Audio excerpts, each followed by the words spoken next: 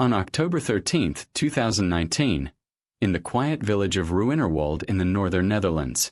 It's a typical Dutch farming community, population barely over 3,000, where everybody knows everybody, and nothing particularly exciting ever happens. That all changed when a disheveled young man stumbled into a local bar called Café de Kastelein.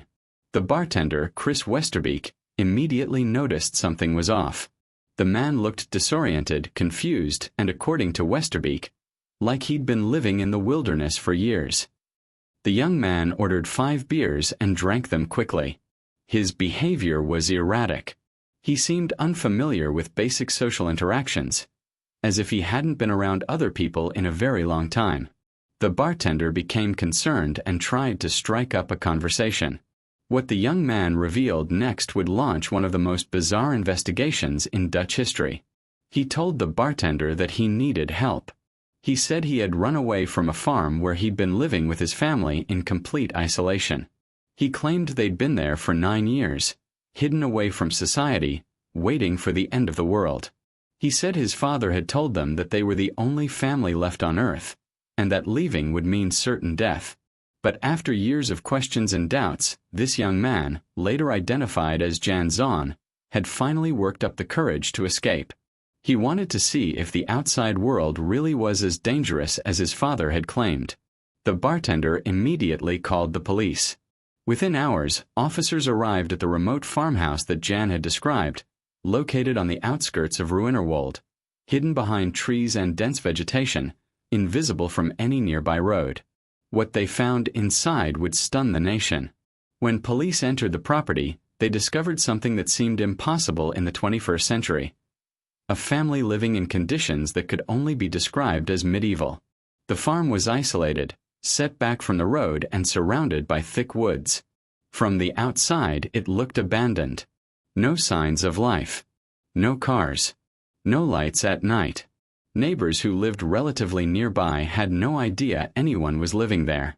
Inside, police found 5 more young adults, ranging in age from 18 to 25, living with their father, Gerrit Jan van Dorsten. These were Jan's siblings. According to reports, they appeared malnourished, pale, and deeply confused by the presence of the police officers. Some of them could barely speak coherently. The living conditions were shocking. The family occupied a small, enclosed space within the larger farmhouse. They had no access to the outside world, no internet, no television, no radio. They grew their own vegetables in a hidden garden and raised animals for food. They generated their own electricity using a small generator and collected rainwater. But here's where it gets even more disturbing. The children had never been registered with the authorities. They had no birth certificates, no medical records, no official documentation proving they even existed. In the eyes of the Dutch government, these 5 young adults were ghosts. According to investigators, the children had received no formal education. They'd never attended school, never had friends their own age, never celebrated birthdays with anyone outside their immediate family. Their entire worldview had been shaped by their father and the isolated environment they'd grown up in. The father, Gerrit Jan van Dorsten, was found in a bedroom, bedridden and unable to communicate clearly. He had suffered a stroke years earlier, which left him partially paralyzed. But even in his diminished state, police believed he had maintained psychological control over his children. Also present at the farm was a 58-year-old Austrian man named Joseph Brunner, who owned the property and had been providing for the family. His role in the situation would become increasingly suspicious as the investigation unfolded. Gerrit Jan van Dorsten was a Dutchman with a complicated past. In the 1980s, he had been involved with a religious group called the Unification Church, also known as the Moonies, which many considered a cult. During this time, he married an Austrian woman named Maria, and together they had 9 children. The family initially lived in the Netherlands, but Gerrit Jan grew increasingly paranoid and isolated. He developed extreme religious beliefs centered on the apocalypse and the end of times. He became convinced that the world was dangerous, corrupt, and that his family needed to separate themselves from society to survive spiritually and physically. In the early 2000s, the family moved to Austria, where they lived on a remote farm. But even there, Garrett Jan's behavior became more controlling and extreme. According to some reports, the children's mother, Maria, died in 2004, though the exact circumstances remain unclear. Some accounts suggest she may have left the family, but this has never been confirmed. After Maria's death or departure, 3 of the older children managed to escape from their father's control. They went to the authorities and reported abuse, but their claims were difficult to investigate because the family kept moving and staying off the grid. The remaining 6 children stayed with their father. Eventually, Garrett Jan met Joseph Brunner, a man who shared some of his apocalyptic beliefs. Brunner agreed to help the family, providing them with a remote farmhouse in Ruinerwold where they could live in complete isolation. Around 2010, the family moved into the farm and began their decade of hiding. Garrett Jan told his children that the outside world had ended, that they were the last family alive, and that leaving the farm would result in death. The children, having known no other life and having no access to contradictory information, believed him. For 9 years, they lived in this manufactured reality, a bubble of isolation created by their father's delusions and maintained by his psychological control. What was daily life like for the Zahn children during those 9 years? According to later interviews and police reports, the family followed a strict routine. They woke early, worked on the farm, tended to animals and crops, and spent time in prayer and religious study. Everything was dictated by their father's teachings and his interpretation of religious texts. The children had no concept of modern life. They didn't know about smartphones, social media, or current events. They had never seen a movie, never listened to popular music, never tasted fast food. The only world they knew was the farm, the forest around it, and the apocalyptic teachings of their father. Despite the physical hardship, some of the children would later describe moments of simple happiness. Caring for animals, working in the garden, being together as a family.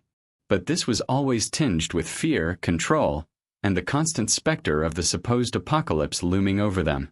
The father maintained control through a combination of religious indoctrination, fear, and physical isolation. He convinced his children that he was protecting them, that the outside world was filled with evil and danger. For years, this control was absolute and unquestioned. But as the children grew older, doubts began to creep in. Jan, the oldest of the 6, started to wonder if what his father had told them was really true. He began to notice inconsistencies in his father's stories. He wondered about the world beyond the farm. After his father suffered a stroke and became bedridden, the balance of power in the household began to shift. Joseph Brunner, the Austrian man who owned the property, took on a more direct role in managing the family. But he also couldn't maintain the same level of psychological control that Garrett Jan had wielded. Jan saw an opportunity. He secretly taught himself to read and write better using materials he found around the farm. He began planning his escape, knowing that once he left, he could never return. The risk was enormous. If his father was right, he would die. But if his father was wrong, he might discover a whole world of freedom and possibility. In October 2019, Jan finally worked up the courage to leave. He walked through the forest, found a road, and eventually made his way to the village center. When he walked into that bar and ordered 5 beers, he was taking his first steps into a world he'd been told didn't exist anymore. The discovery of the Ruinerwold family sent shockwaves through the Netherlands and around the world. How could a family live in complete isolation in a modern European country for nearly a decade without anyone noticing? Police immediately launched a full investigation. Joseph Brunner was arrested and charged with various offenses, including illegal imprisonment, money laundering, and abuse. Investigators discovered that he had been financially supporting the family, but also controlling their access to the outside world. Garrett Jan van Dorsten was also arrested once his health improved sufficiently. He faced charges of illegal imprisonment, abuse, money laundering, and other crimes related to his treatment of his children. The case raised difficult legal and ethical questions.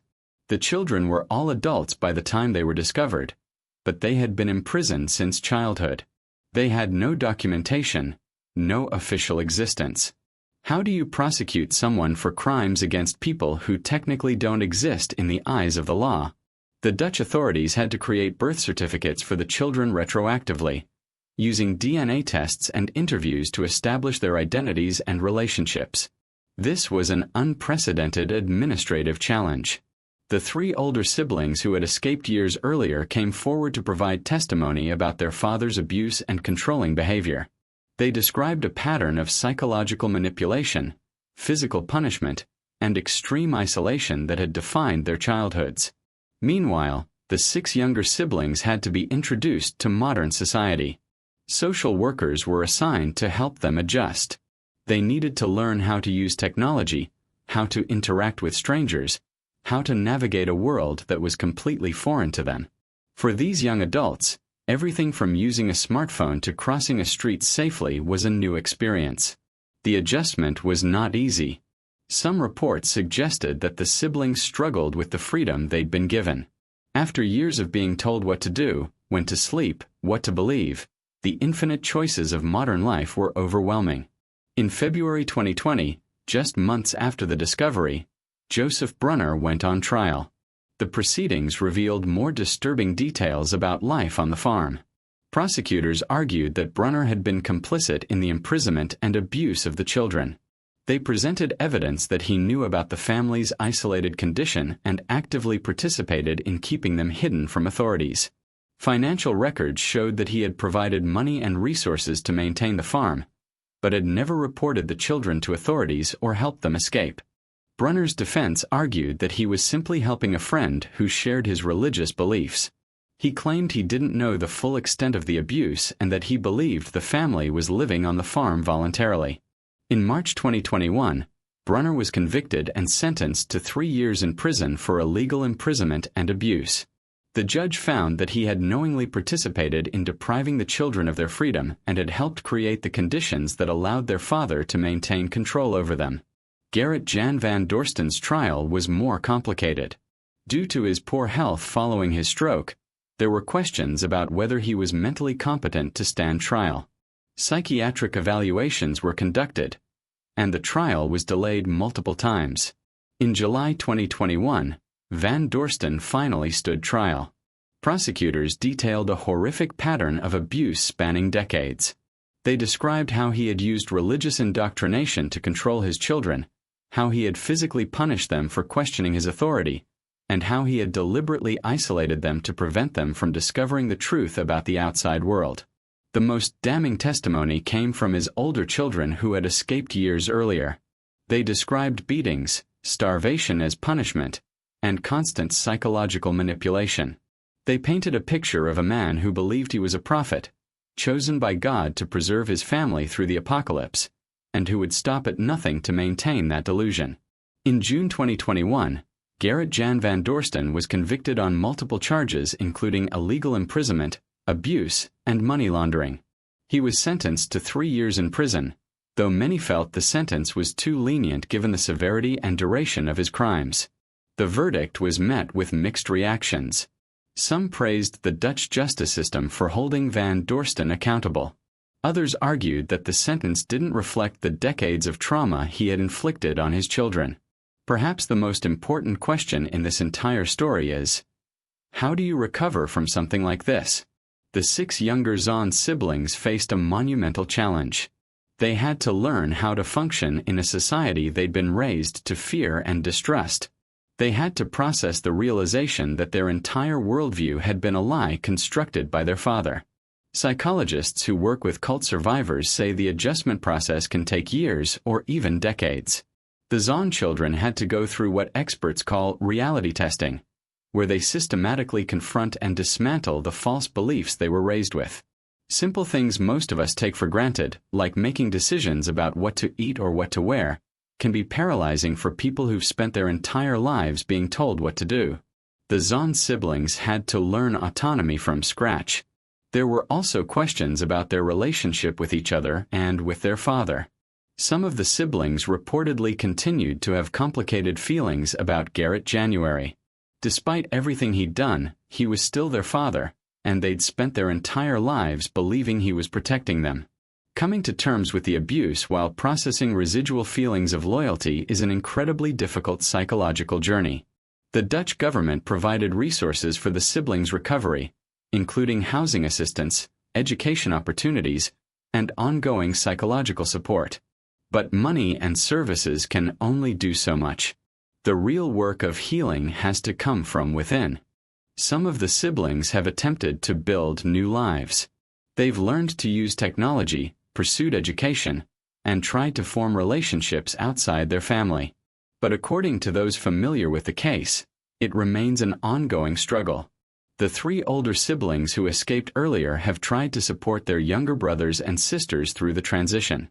They understand better than anyone what it's like to leave that controlled environment and face the overwhelming complexity of modern life.